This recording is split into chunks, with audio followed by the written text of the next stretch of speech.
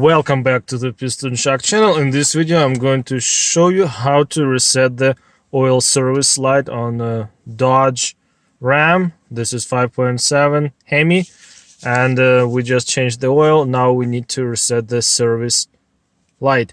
Okay, I'm going to show you. Yeah, so I did talk Turn the radio off. Started the engine, and yeah, and just wait for that oil change due. We changed the oil, but now we need to reset that reminder. Oil change required. We just changed. Okay, now turn the vehicle off. As I showed you, just what we need to do. Okay, resetting the light after servicing. First step, we need to turn the ignition switch to the on run position. Do not start the engine. It will still survive, fortunately. Okay, don't start. Now, second step, fully depress the accelerator pedal 3 times within 10 seconds. Like so.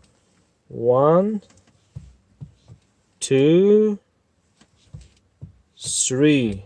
Fully depressed 3 times within 10 seconds.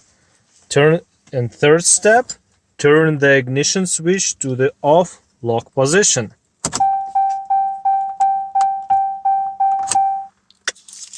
Off lock position. There you go. This is how you reset the service light with the oil changed on Dodge Ram. Thank you so much, guys, for watching.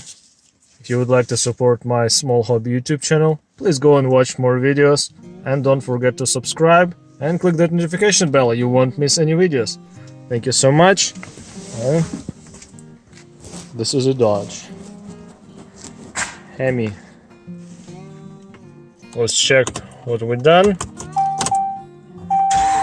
Start the vehicle, and we shouldn't see the light.